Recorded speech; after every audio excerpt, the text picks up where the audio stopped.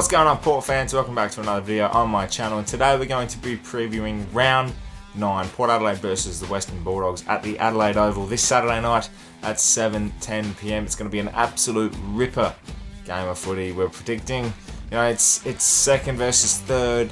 Both teams are playing some really good footy at the moment. Probably the Dogs go in a little bit more favourites, even though the bookies have Port Adelaide as favourites playing at home, obviously. But the Dogs have their challenges, but also they have some very, very good players that we're going to have to deal with. So a big clash at the Adelaide Oval. I'm very much looking forward to it. So let's get straight into it and preview round 9, Port Adelaide versus the Western Bulldogs. Coming off of a stirring 49-point win against the Crows, Port Adelaide will have their hands full this week with a much stronger side than the Western Bulldogs, who came down from 27 points to beat the Carlton Blues at Marvel Stadium by, I think it was 15, 16 points in the end.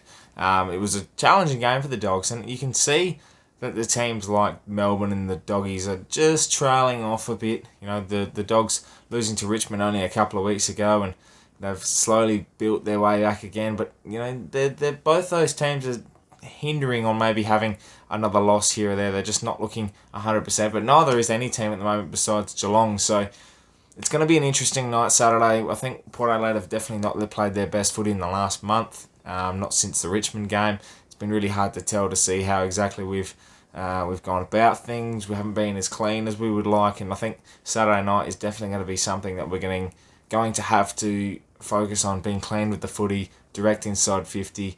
And if there's one thing that we can exploit, it's the Dogs' defence, and playing with the big tools of Charlie, Marshall and Georgiadis. They'll be able to exploit a Doggies' defence. That, look, Mackay definitely exposed them last week, and I think even Richmond had them exposed with Tom Lynch and Jack Rewell, and that's probably the one thing that I reckon we can do. It's going to be the main focal point, I think, for us, is the entries inside 50, really utilising Charlie and Mitch Georgiadis and Toddy Marshall as well, and even the smalls, Rosie, Fantasia, Robbie Gray as well.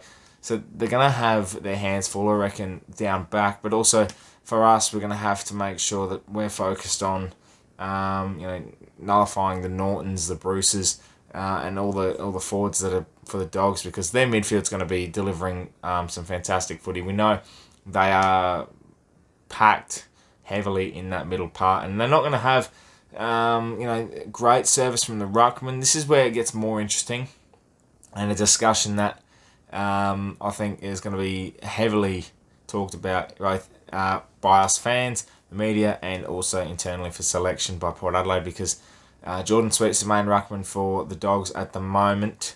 Stephen Martin's out for a while, and I don't know if English is going to be back this week. So, with the Lysette getting banned for 4 weeks, which, my opinion on it, I kind of sort of reserve judgment for it, because there's been more stories out of it than there should have been. Yep, it was a bad tackle. It deserved probably 3 weeks, maybe 4, but trying to stamp out those types of actions and tackles in games is definitely, I'm all for it. We want players to have longevity in their careers for footy, and concussions are definitely one of the main focal points at the moment, so we can't be having that type of tackle happening. So I'm definitely all for the 4 week. I just hope it's consistent with anyone else that either comes from Victoria or any other clubs around the state. So hopefully that is the consistency's there with the match review panel and the tribunal and all of that, because if you want to stamp it out, you've got to be consistent, and hopefully that is the case. The other thing as well is the messages that have been coming out afterwards from both sides.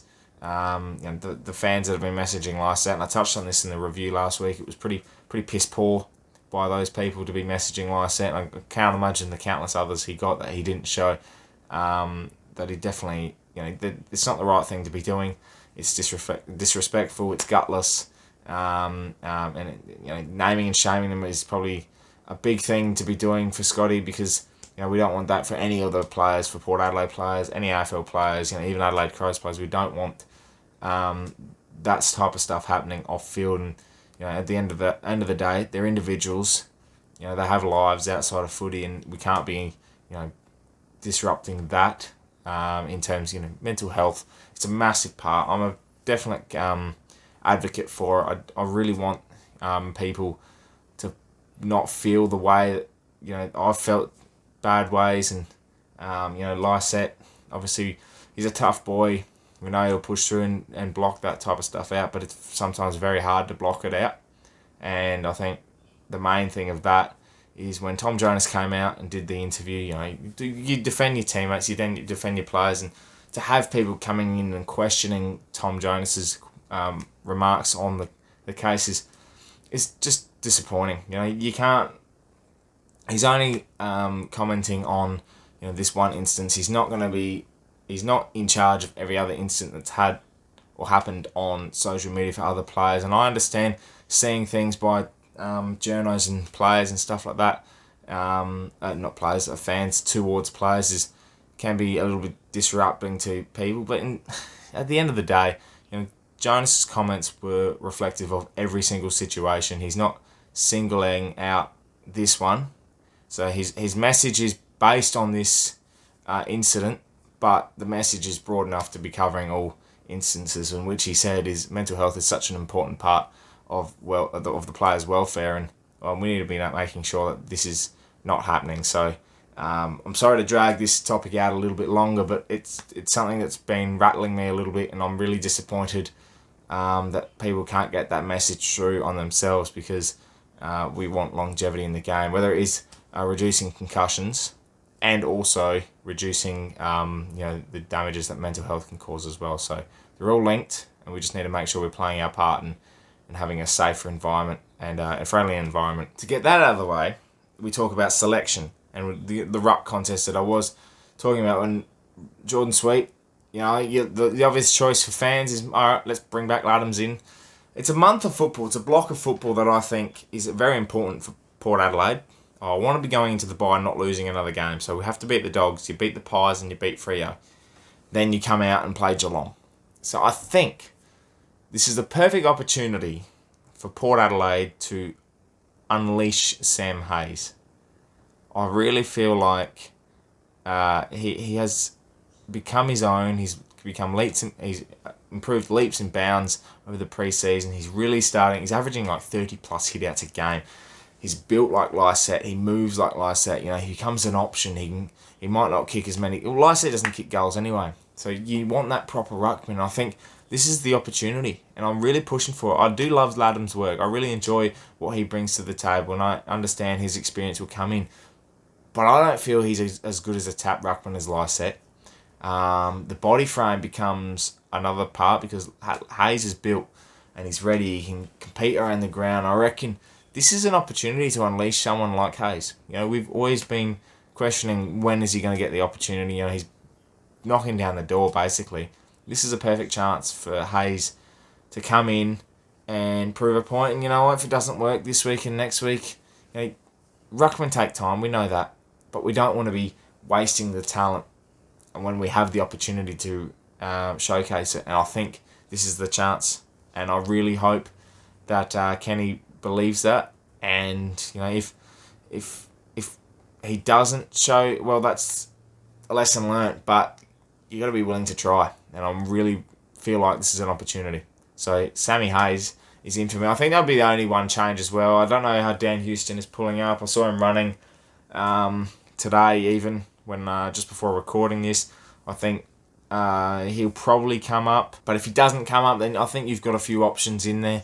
Riley Bonner's been really good form in the SNFL, especially last week, 2 goals and 26 touches, so there's an option. Sam Mays might be able to come back into the side. There's a few options in there. Even Jared Lannett's been awesome. He can play anyway as a utility, so you can give him an opportunity too. So there's a few options there if Houston doesn't come up. But I think, bigger body, bigger size. The midfield is quite deep for the Dogs. We're going to have to be playing at our best from the midfield.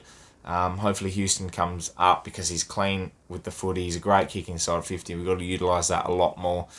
And I think, if he comes up, then you've got that big body midfielder now. Wines, Boak, Pau Pepper. Then you have Houston, who's clean. You can throw in Rosie in there. Drew's been in terrific nick the last couple of weeks. I think, this is the opportunity. And this is the scalp we've been wanting. We've had the Richmond scalp, which is proving to be quite easier than I thought on their current form. But in saying that, it was a tough game. We were able to do what we could, especially in the circumstances. The West Coast game was, we thought was a one-off, but then to come up against Brisbane, both the teams we played away, even though the Dogs were playing at home, if we want to make a statement and really just give ourselves some confidence, this is the moment we've got to beat the Dogs. Really just say, yeah, this is us. We're here. Don't forget about Port and don't write us off. You know, we're not flat track bullies. We beat the teams you put in front of us, and we want another scalp. And this is the Dogs. This is our time. So in saying that, I'm tipping Port Adelaide by 15 points. Clear skies, perfect conditions for footy. I really, really hope. And get down there as well. Support the boys. When we're still at full capacity, it's going to be amazing. So get in there, support them, and really let's just get us across the line, because this could put us into second position, and really this is an opportunity. Well, Port fans, that is my preview for round 9, Port Adelaide versus the Dogs. Let me know in the comments below what you're thinking about this one. I'm sorry about the rant a little bit earlier with the Lyset's whole situation. It's just, yeah, it's a tough world, the footy world, and it's pretty cutthroat, and if you're getting stuff like that coming through your way, you're not going to be wanting to be reading that every time you play footy. And Lyset's taken his right whack, and it's now time to move on. So let's beat the Dogs Saturday night, and hopefully you've enjoyed this video as well. Subscribe to the channel if you're new for plenty more Port Adelaide and AFL content coming your way. My name is Anthony, and as always, come the pair.